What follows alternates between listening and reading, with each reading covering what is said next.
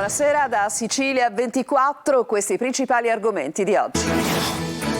A Lampedusa non si placano gli animi dei cittadini che programmano una nuova protesta per dire no a qualsiasi struttura legata alla gestione dei migranti. Intanto continuano gli sbarchi. Il governo prepara una nuova stretta ipotesi di centri di permanenza e rimpatrio in tutte le regioni entro 2 mesi. Pugno di ferro per i reati al volante anche con la revoca a vita della patente. Le possibili nuove regole del codice della strada per arginare l'emergenza incidenti mortali non convincono tutti gli automobilisti. A Catania, traffico caotico e sosta selvaggia mandano in tilt la viabilità in via Santa Sofia, ambulanza in trappola davanti al pronto soccorso del Policlinico. Covid in risalita i contagi e i ricoveri in Catania, le province con il maggiore numero di casi. Calcio, giovedì a Monopoli, prima trasferta stagionale per il Catania, il Messina debutta in casa contro la capolista Turris.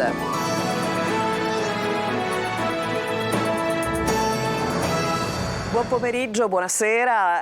Noi iniziamo il nostro telegiornale occupandoci di Lampedusa, dove i residenti tornano in piazza per manifestare contro la realizzazione delle tendopoli, di una in particolare, ma in generale di tutte le strutture che siano collegate alla gestione dei migranti. Intanto domani ci sarà appunto questa protesta, la nuova del Movimento Mediterraneo Pelage, mentre continuano gli sbarchi. Ci fa il punto Marco Gullà. Una nuova assemblea per dire no alla realizzazione della tendopoli a Capoponente e il no a qualsiasi struttura legata alla gestione dei migranti o ad attività militari. I residenti di Lampedusa tornano a manifestare e lo faranno domani con una protesta in Piazza della Libertà nei pressi del municipio di Lampedusa. Continuiamo a chiedere che i migranti siano portati direttamente sulla terraferma, ha detto Giacomo Sferlazzo, portavoce del Movimento Mediterraneo Pelage. Intanto sull'isola continuano senza sosta gli sbarchi, sia notturni che diurni. Gli ultimi ad arrivare sono stati 4 barchini agganciati in mare dalle motovedette di Guardia Finanza e Capitaneria di Porto, e in Tunisia sono stati fermati 1200 pronti a salpare. Dall'hotspot, dove si trovano più di 1500 migranti, sono partiti nuovi trasferimenti verso Porto Empedocle. Sono arrivati altri 190 migranti a bordo del traghetto di linea Cossira, tra loro uomini e donne, molti dei quali giovanissimi, identificati nella tensostruttura del molo, controllati dalla polizia. Gli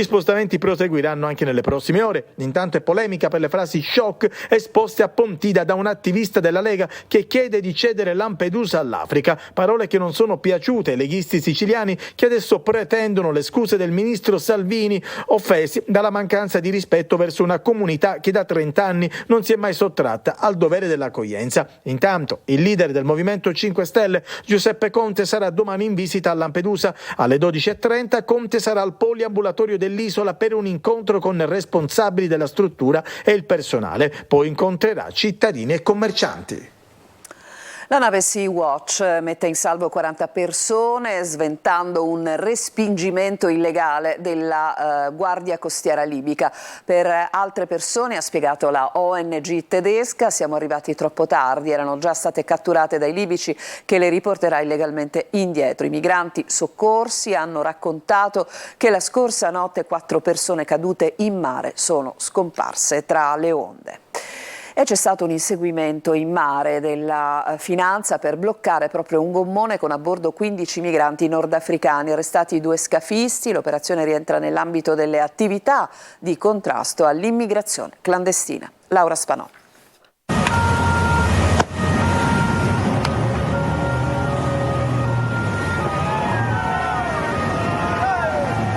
Non è sicuramente il trailer di un film d'azione di prossima programmazione nelle nostre sale cinematografiche, ma è quanto realmente accaduto nello specchio di mare tra l'isola di Pantelleria e la costa marsalese in questo fine settimana.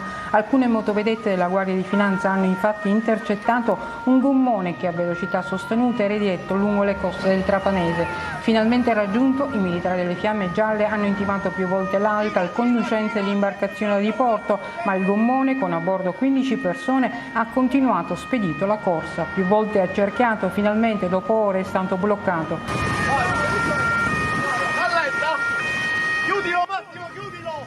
Ancora una volta dunque viene confermato che le traversate dal Nord Africa verso l'Italia non avvengono solo tramite le organizzazioni criminali, ma che sempre più gruppi di migranti si stanno organizzando con propri mezzi moderni e veloci per raggiungere le nostre coste. Su questa operazione sono poche le notizie che filtrano, se non che il gruppo di migranti è partito dalle coste africane e si stava dirigendo verso la costa marsalese. Le immagini di questo inseguimento in mare aperto. L'attività è inserita nell'ambito del contrasto all'immigrazione clandestina. L'operazione ha visto anche l'intervento della squadra mobile che ha tratto in arresto 2 presunti scafisti che avevano condotto il gruppo di migranti dal Nord Africa fin sotto le coste trapanesi. Si tratta dell'ennesimo sbarco con le medesime modalità. L'attività di indagine è coordinata dalla Procura di Marsala e dalla Direzione Centrale Anticrimine di Roma. Il governo sta preparando ulteriori strette, da una parte per quello che concerne il settore dell'immigrazione, con provvedimenti legati ai centri di permanenza e rimpatrio in tutte le regioni entro 2 mesi, ma si è espresso anche su una sorta di vero e proprio pugno di ferro per tutti quei reati che sono commessi al volante, in particolare sotto effetto di droga e alcol. Sentiamo Manlio Viola. Via alla stretta del governo sui migranti e non soltanto, è un piano in 10 punti quello che si sta preparando a Roma, ma da subito arrivano i primi provvedimenti e saranno operativi nel giro di 2 mesi. Lo afferma il ministro dell'Interno Matteo Piantedosi, che pone l'accento sui tempi. Entro 60 giorni sarà pronto l'elenco dei nuovi centri di permanenza, saranno almeno uno per ogni regione, ma le regioni maggiormente coinvolte dal fenomeno potrebbero averne anche di più. I siti saranno considerati di interesse nazionale per la sicurezza e verranno scelti tra caserme dismesse, ma non soltanto. Si cercano edifici in località scarsamente popolate, facilmente recintabili e sorvegliabili. Una volta fatta la scelta, il genio militare si muoverà per il rapido allestimento. Il presidio dei centri non coinvolgerà invece le forze armate, ma soltanto quelle di polizia. Serviranno più centri non soltanto per l'aumento degli arrivi, ma anche per l'allungamento dei tempi di possibile permanenza dei migranti fino a 1 anno e mezzo. Attualmente i centri di permanenza per il rimpatrio sono 9 in tutta Italia, escluso quello di Torino che è chiuso per ristrutturazione. Si trovano in 7 regioni: Puglia, Sicilia, Lazio, Basilicata, Friuli, Venezia Giulia, Sardegna e Lombardia, e hanno una capacità totale di 619 posti. L'unica struttura sovraffollata è quella di Trapani, con 110 migranti su 108. Nello stesso provvedimento il governo vara anche nuove misure per il codice della strada: niente cellulari alla guida, pugno duro su chi si mette al volante ubriaco sotto l'effetto di droghe e chi supera i limiti di velocità. Le norme più severe, che potrebbero entrare in vigore già in autunno, prevedono anche la revoca a vita della patente nel caso vengano commessi gravi reati al volante. L'avete sentito nel servizio, in coda si parla di norme più severe del codice della strada che appunto sarebbero legate alla possibilità di arginare molti incidenti stradali, molti incidenti mortali. Ma cosa ne pensano gli automobilisti? Lo ha chiesto a loro per noi Tonino De Mana. Mano pesante del governo e stretta per chi si mette alla guida avendo assunto alcol e droghe. Il nuovo codice della strada in vigore dall'autunno è un tentativo disperato per fermare l'emergenza morti. Parola d'ordine: tolleranza zero, è vietato assumere alcolici alla guida. Chi viene scoperto in stato di ebbrezza dovrà installare un dispositivo chiamato alcol lock che impedisce l'avvio del veicolo se il tasso alcolemico è superiore a 0. Sentiamo l'opinione dei catanesi. Mi sembra un po' esagerato imporre al cittadino di sostenere ulteriori spese. Io sono per la prevenzione, onestamente, per una formazione più corretta dei ragazzi. Magari, anche impraticabile, penso, da mettere in tutte le auto, poi non lo so, mi sembra una misura esagerata. Pene inasprite per fronteggiare queste morti sulle strade? Vanno benissimo, ma veramente sono inaspriti, non tanto sulla carta.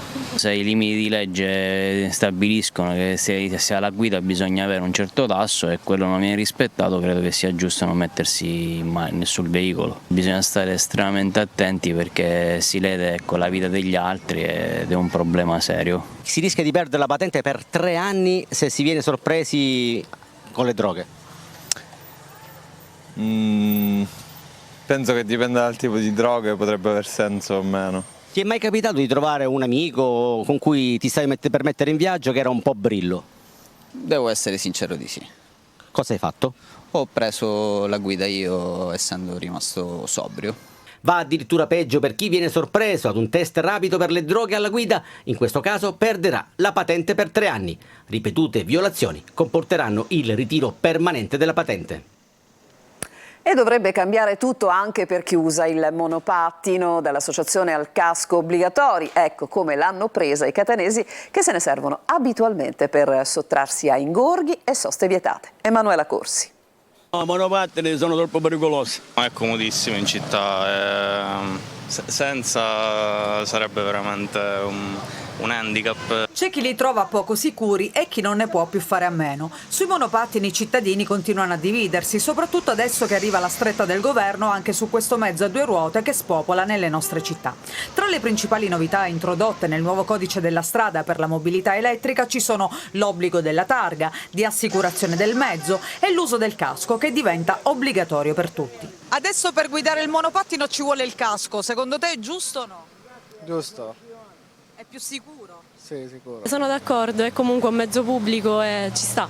Tu già sei pronta per comprare il casco? Esatto. Sicuramente la svolta, perché dal momento in cui magari le città non sono collegate molto bene, il monopattino ti aiuta a raggiungere le distanze con molta più facilità. Tu per esempio per cosa lo usi? Per andare al lavoro, per sbrigare qualcosa, dal momento in cui magari i mezzi non sono proprio puntuali. Utilizzare il casco penso che sia una cosa abbastanza logica. Poi del resto si fa sicuramente allarmismo, nel senso che sicuramente con un traffico più regolato non ci sarebbero gli stessi incidenti che ci sono adesso. Il casco ci può stare, l'assicurazione addio, secondo me un po' in più. Se l'introduzione del casco viene accolta favorevolmente, non si può dire altrettanto per l'assicurazione di chi ha un mezzo privato. Col lavoro che non c'è, tutto questo ha un costo. Dal momento che questo è affittato, l'assicurazione presumo che se la debba pagare la società che decide di affittarli. E mentre si discute sull'utilizzo del casco per i monopattini, ancora c'è chi dimentica di indossarlo a bordo di moto e scooter. Facendo un giro per la città, la protezione più che obbligatoria sembra un optional. Restiamo a Catania, dove traffico caotico e sosta selvaggia mandano letteralmente in tilt la viabilità in via Santa Sofia, l'odissea delle ambulanze imbottigliate nel traffico, il conducente di un mezzo di soccorso che dice ho atteso 45 minuti per 500 metri. Vediamo il servizio. Un vero percorso a ostacoli con tanto di imbuto giusto all'ingresso del pronto soccorso del Policlinico di Catania, dove persino le ambulanze restano imbottigliate nel traffico senza alcuna possibilità di svicolare a causa della perenne sosta selvaggia, proprio quella che il governo vuole combattere inasprendo le pene contro i trasgressori. Viabilità in tilt in via Santa Sofia, una delle arterie più congestionate di Catania e neanche a dirlo una delle strade che risente maggiormente dell'anarchia che da anni rende decisamente problematica la circolazione stradale. Lo sfogo denuncia viene rafforzato da un addetto ai lavori, ovvero dall'autista di un'ambulanza del 118, una delle tante rimaste in trappola. 45 minuti dalla cittadella al pronto soccorso. Per percorrere quanto? 500 metri. Automobilisti sull'orlo di una crisi di nervi. Una strada a 4 corsie, è vergognoso tutto ciò, le ambulanze non possono camminare, transitare, è scandaloso, questa è Catania. Ma cosa è successo stamattina? Sosta selvaggia. E allora la responsabilità sappiamo di chi è. Anche dal Garibaldi c'è tutta una sosta selvaggia davanti al pronto soccorso. Davanti al pronto soccorso non si può fare questa strada, perché i vigili urbani a Catania non ci sono proprio. A Catania credo che i vigili urbani non sono presenti in nessuna zona della città, come tutti ben sappiamo. Ma lo sa che il segnale dice che non ci si può neanche fermare? No. Io sono anche in macchina comunque, quindi. Lei lo sa che è davanti a un pronto soccorso? Sì, ma non sto ostruendo nessun passaggio, quindi inutile fare queste domande comunque. Sono completamente inutili. Passano in secondo piano i motorini lasciati sul marciapiede che ostacolano il passaggio dei pedoni e addirittura una barca in piena rotatoria, un autentico giallo che gli uffici competenti del comune stanno cercando di ovviare. La rimozione del relitto è prevista nelle prossime ore. Adesso ci fermiamo, c'è una pausa e poi al rientro ci occuperemo della risalita del Covid.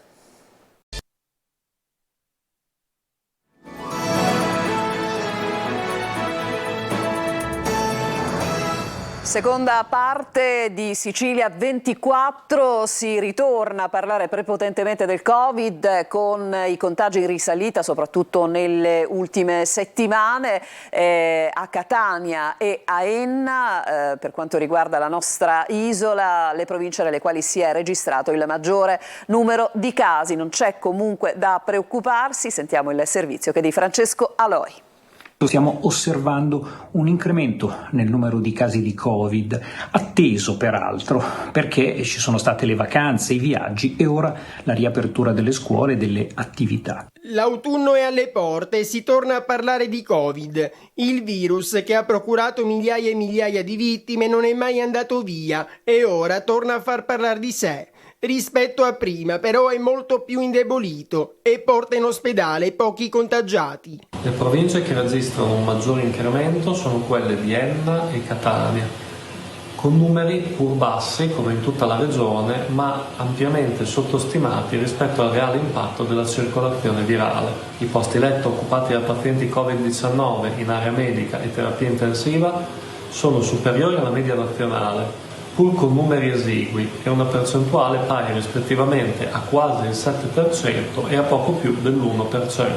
Alcuni esperti consigliano di tornare ad indossare la mascherina nei luoghi affollati e quando si hanno sintomi influenzali. Per le strade c'è chi ha già recepito il consiglio, anche se ormai il Covid spaventa sempre meno. Per fortuna queste varianti sono meno pesanti dal punto di vista degli effetti di salute, proprio perché si selezionano come più contagiose e più benevole. Tra i contagiati ci sarebbero soprattutto fragili ed over 80. Per la Fondazione Gimbe va subito avviata la campagna vaccinale per evitare un possibile sovraccarico del sistema sanitario nazionale. In Italia ad oggi sono ricoverati più di 2000 pazienti positivi al Covid. Far eseguire tamponi ai soggetti fragili per poter far sì che loro possano avere i farmaci antivirali specifici. Il Covid è molto meno aggressivo, ma per gli esperti non bisogna abbassare la guardia. Buon senso e mascherina quando necessaria, raccomanda Pregliasco. Un'odissea raccontata dal punto di vista femminile, lo sguardo della regista e attrice siciliana Luana Rondinelli che porta in scena al Castello Ursino fino a domani Penelope, l'odissea è femmina, protagonista l'attrice, la talentuosa attrice catanese Ester Pantano. Il servizio è di Eva Spampinato.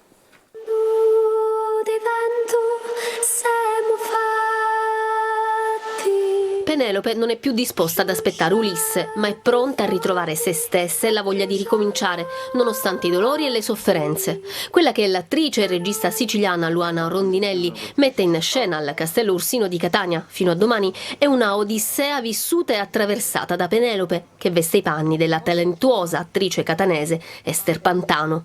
Una donna che non ha solo atteso, ma che negli anni ha vissuto, è cambiata e ora deve fare i conti con le emozioni rispetto ad un uomo che torna ma che non sa più chi sia. È uno sguardo anche su una relazione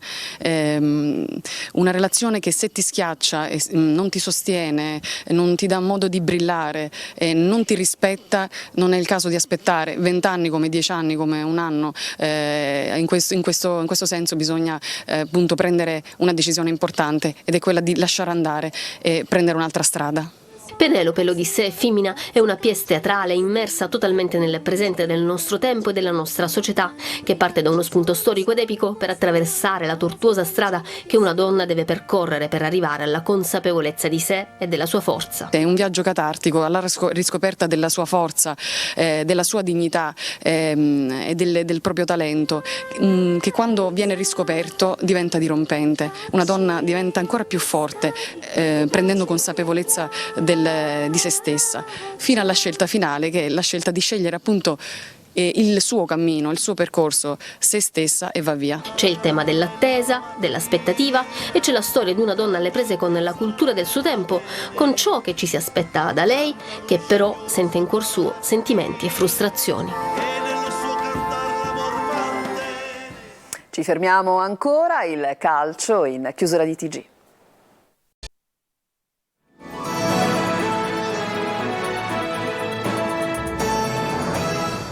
Rientrati in studio, si va verso il primo turno infrasettimanale di campionato in Serie C. Il Catania si prepara per la sempre insidiosa trasferta di Monopoli. Il Messina debutterà davanti al proprio pubblico contro la capolista Turris. Francesco Triolo. Un turno infrasettimanale dall'alto quoziente di difficoltà per Catania e Messina. La trasferta dei rossazzurri a Monopoli arriva subito dopo la prima convincente vittoria degli Etna in campionato, ottenuta tra l'altro contro una squadra, il Picerno, di categoria e costruita per la categoria. Tabbiani ha così visto sbloccarsi la sua squadra, che adesso è attesa ad una verifica importante. Il Monopoli è reduce dalla sconfitta di Potenza, un segnale che quella affidata a Tomei è ancora una squadra alla ricerca di un'identità. Resta pur sempre la bestia nera del Catania, visti i precedenti degli ultimi anni. Tabbiani, considerate le sfide ravvicinate contro Monopoli e Foggia, dovrebbe effettuare qualche cambio, ma questo non preoccupa perché la panchina domenica scorsa ha dato risposte importanti al tecnico etneo. Notizie anche dal mercato invece quello degli svincolati, da dove potrebbe arrivare l'esterno Daniele Liotti, liberatosi dalla Regina. Il DS Laneri lo conosce bene dai tempi di Siracusa e quindi l'affare si potrebbe concludere in tempi brevissimi. Cresce l'attesa a Messina per quello che sarà il debutto ufficiale davanti al proprio pubblico giovedì pomeriggio contro la Turris. I giallorossi sono reduci da 2 rinvii consecutivi, prima il match con la Casertana, poi la trasferta di Taranto, quindi occorrerà vedere quanto questa lunga pausa inciderà nel ritmo gara che Modica ama imprimere. Si è vista Cerignola, adesso si dovrà confermare contro l'attuale capolista del girone. Gruppo quasi al completo, il tecnico dovrà valutare solo le condizioni di Francesco Giunta, che ha svolto anche ieri allenamento differenziato. Per il resto, rispetto alla gara di Cerignola, Modica riavrà Manetta e Ragusa che hanno scontato il turno di squalifica, anche se per l'attaccante di Taormino occorrerà verificarne le condizioni. Con questo servizio si chiude Sicilia 24. A tutti voi grazie per l'attenzione e buona serata.